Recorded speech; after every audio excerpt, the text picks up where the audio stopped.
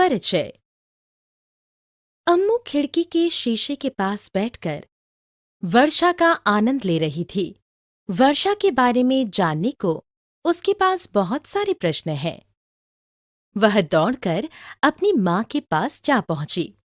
आइए हम भी देखें कि उसकी माँ किस प्रकार उसके सवालों का जवाब दे रही है। इस पाठ में आप वर्षा ऋतु, उसके लाभ तथा उससे हो सकने वाले नुकसानों के बारे में जानेंगे। उद्देश्य: इस पाठ के अंत में आप निम्नलिखित सीखने में सक्षम हो जाएंगे। वर्षा ऋतु के बारे में चर्चा कर पाने में उसके फायदे, अति वर्षा से उत्पन्न होने वाली समस्याएं। वर्षा ऋतु। वर्षा हमें झुलसाती हुई गर्मी से राहत प्रदान करती है। अधिकांश वर्षा वर्षा ऋतु के दौरान ही होती है। वर्षा के साथ बिजली कड़कने तथा बादलों की गरज का भी नाता है। भारत में मॉनसून जून से आरंभ होकर सितंबर के महीने तक जारी रहता है। केवल गहरे काले रंग के बादल ही वर्षा लाते हैं। वर्षा होने पर सभी झील, नदियां, कुएं, तटबंध, सागर, महासागर जलाप्लावित हो उठते हैं। वर्षा जल शुद्ध जल होता है। वर्षा से होने वाला लाभ। वर्षा से फसलों के लिए अति आवश्यक जल प्राप्त होता है। इसलिए किसानों को वर्षा ऋतु की आतुर प्रतीक्षा रहती है। जानवर भी वर्षा जल से भरे हुए नदियों तथा झीलों से पानी पीते हैं।